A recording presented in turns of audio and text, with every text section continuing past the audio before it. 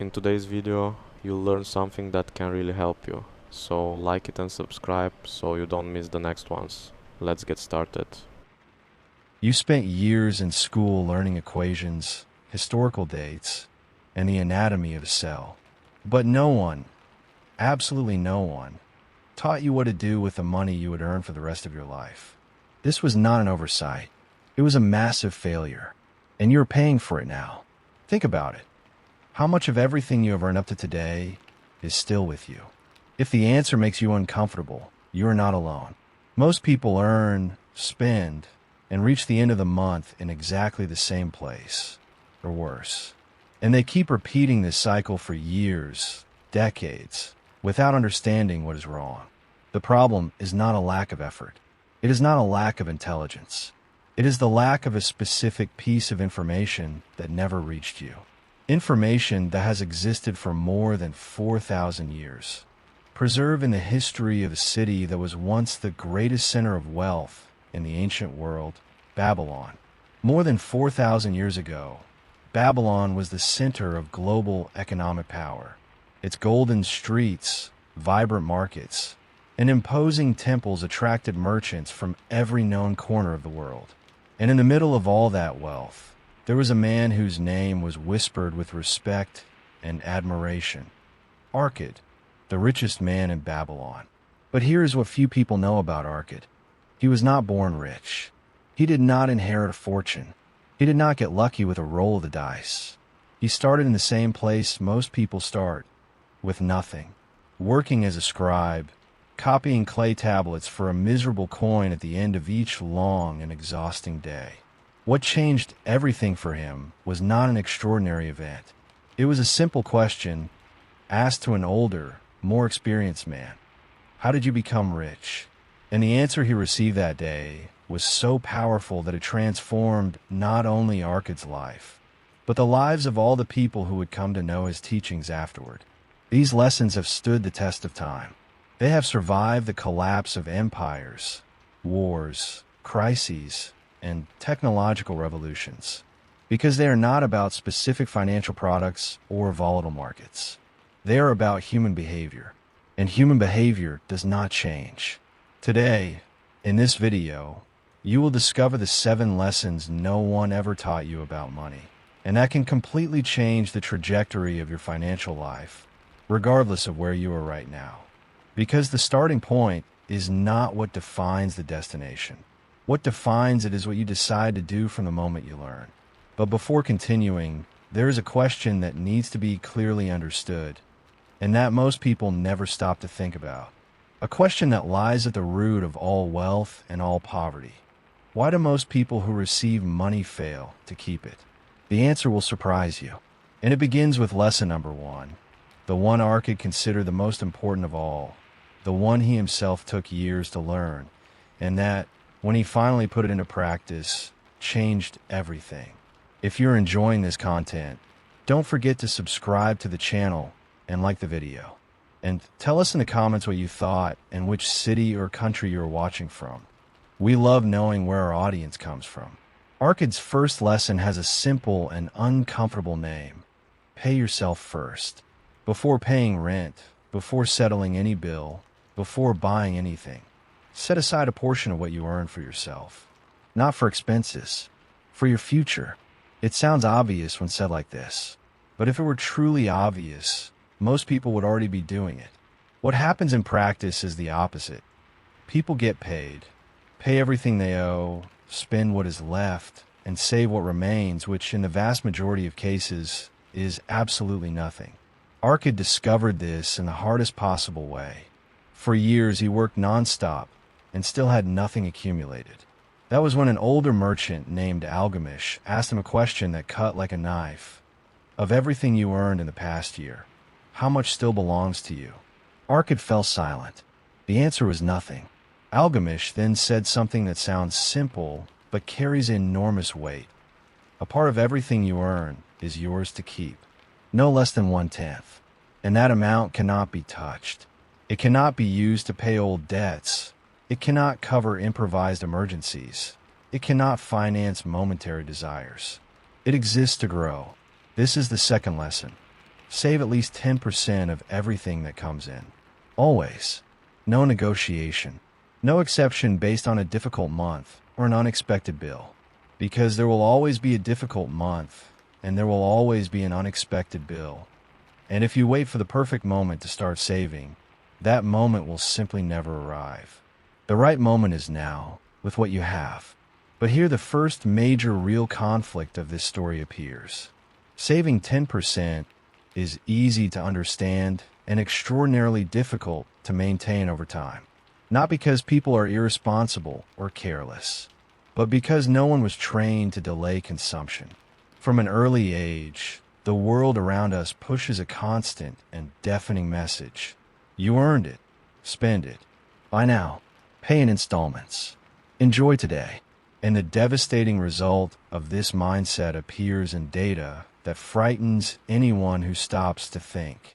In practically every country in the world, the vast majority of the adult population would not be able to survive financially for more than 90 days if they lost their main source of income. Not because of a lack of intellectual capacity or effort, but because of the lack of the conscious and consistent habit of saving. The third lesson comes in right here, with full force, the power of the long term. Arkad compared the building of wealth to the growth of a large tree. You do not plant a seed today and enjoy shade tomorrow. The process is completely invisible for a long time. But if you water it consistently and patiently, one day you look back and cannot even wrap your arms around the trunk. Someone who starts saving a small portion of their income at 20 years old and maintains this habit with discipline for decades accumulates far more than someone who starts late and tries to compensate with larger amounts. Time works tirelessly for those who start early, and it works against those who postpone. But there is something that most people do not notice in this process, and that represents a silent and decisive turning point in the construction of any wealth. When the saved money begins to generate returns, it starts to create more money without you needing to work for it. The returns generate new returns, and this chain, if not interrupted, becomes unstoppable over the years. Arkad called this making money work actively for you, and he said that each saved coin was like a faithful worker who labored without sleeping, without complaining, without asking for a raise, and who still formed others like him, who did exactly the same, without stopping. Up to this point, everything seems to work with clarity. Save, let it grow, wait for time to do its work. But it is exactly at this point that the greatest enemy of anyone who begins to accumulate money for the first time emerges. An enemy that does not come from outside, that lives inside each person, and that has a very specific face, one you will recognize in the next part. The greatest enemy of someone who begins to accumulate money is not inflation. It is not the financial market. It is not the government, nor the economic crisis, nor the luck that never showed up. It is greed, and it does not arrive in a crude or obvious way. It appears disguised as opportunity, polished, convincing, and with an expiration date. Arkad experienced this firsthand. After years of saving with discipline, after seeing his wealth grow slowly and consistently, he received a proposal that seemed impossible to refuse. A longtime merchant offered him the chance to participate in a business that promised to triple the invested amount in just a few months. The reasoning seemed solid.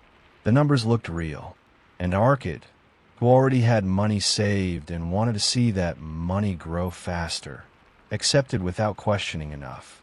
He lost absolutely everything he had put into that bet. And he understood, in the most painful way possible, the fourth lesson. Never invest in something you do not fully understand. No exceptions. This is a mistake that has repeated itself for millennia with a regularity that is frightening. The setting changes, the product changes, the vocabulary changes, but the structure is always the same. Someone with money saved, eager to see that money grow more quickly, here's a promise that sounds too good to be true.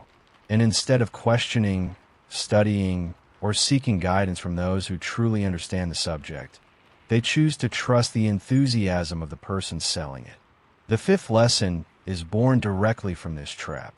Seek advice only from those who have proven experience in the matter, not from well-intentioned friends, not from acquaintances who heard it from other acquaintances, from people who have already done what you want to do and who have been harvesting real and verifiable results for years.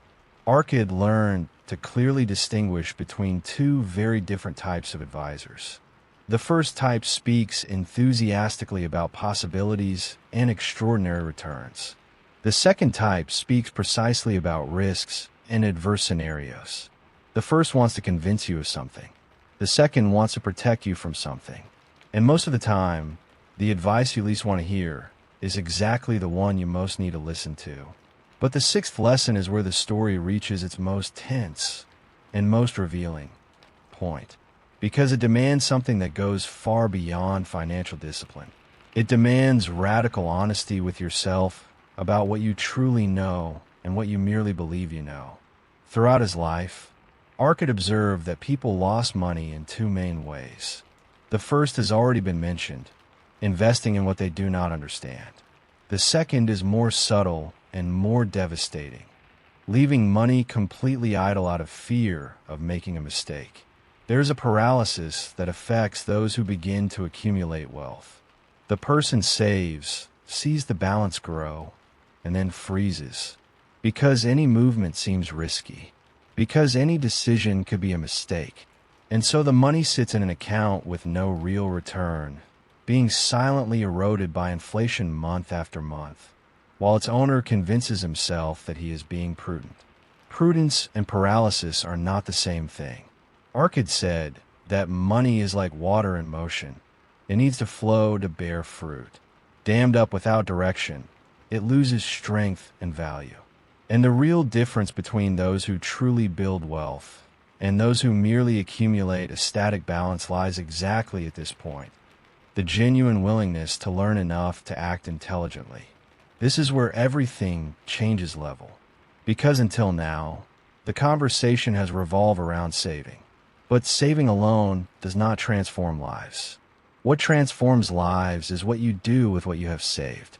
And doing something intelligently requires the seventh lesson, the most counterintuitive of all, the one most people completely ignore even when they finally learn to save.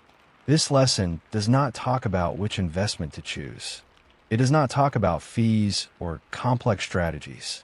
It talks about a principle that Arkad considered the foundation of everything, and that is directly tied to a question he asked himself before any important financial decision. A simple question with only 6 words that you are about to discover now. The question Arkad asked before any financial decision was this: will this bring me closer to freedom or move me farther away from it? It was not a question about returns. It was not about technical risk or market analysis. It was about direction, about where each choice was pointing his life. This is the 7th lesson, and the hardest to put into practice because it requires you to know with real clarity where you want to go. Most people have never stopped to define this precisely. They know they want more money, but they do not know what they would do with it if they had it. And this lack of a defined destination is what makes any financial plan collapse before it truly begins. Arkad said that wealth is not a number in a bank account. It is a state of freedom. Freedom to choose how to use your time. Freedom to say no to what does not make sense to you. Freedom to act based on values instead of financial desperation. And this freedom is only built when each decision has a clear and conscious direction. But here's the point that changes everything, the one that separates those who understand these lessons from those who truly live them. It is not knowledge. It is consistent action in the face of discomfort, because saving money when bills are tight is uncomfortable. Saying no to an expense that would give you immediate pleasure is uncomfortable. Studying to understand where to place what you have saved is uncomfortable. Waiting years to see the results of decisions made today is deeply uncomfortable. And that is exactly why most people do not build wealth. Not because of a lack of opportunity, but because of a lack of tolerance for the necessary discomfort, because the entire world is structured to offer you immediate relief, and the price of that relief is the future you could have built. Arkad reached the end of his life as the richest man in Babylon, not because he was the most intelligent, nor the luckiest, nor the one who had the best opportunities. He got there because he started early, maintained the habit when it was difficult, learned from mistakes without abandoning the path, and made decisions guided by a clear direction. And when people came to him asking how he had come so far, he always answered with the same phrase: I started by saving a small part of what I earned. Let that money work, learn before acting, and never let haste cost me what patience could have built. This is not distant philosophy detached from practical reality. This is a concrete and tested method. And the method works because it does not depend on perfect conditions to begin. It does not depend on a favorable market, a competent government, or an inheritance received. It depends solely on you, on your decision to start, to maintain the habit, and not to abandon the path when it becomes difficult. Think carefully about this. Every day that passes without saving anything is a day that time worked directly against you. And every day that you save, no matter how small the amount, is a day that time begins to work in your favor. The difference between these two paths, projected over decades, is incomparable. Arkad's 7 lessons are not secrets kept by an elite. They are available to anyone who decides to take them seriously. Pay yourself first. Save at least 10% always. Let time work in your favor. Take advantage of real opportunities when you are prepared. Seek advice from those who truly know. Invest only in what you understand. And make every decision guided by a clear direction. The luck that seems to fall into certain people's laps is not luck. It is the accumulated result of silent habits practiced for years, invisible to those on the outside. Babylon is long gone, but the principles that made Arkad rich still work, and they are waiting for you. If this content made sense to you, leave a like, subscribe to the channel, and tell us in the comments what you thought and which city or country you are watching from right now. This helps the channel grow a lot and continue bringing content like this.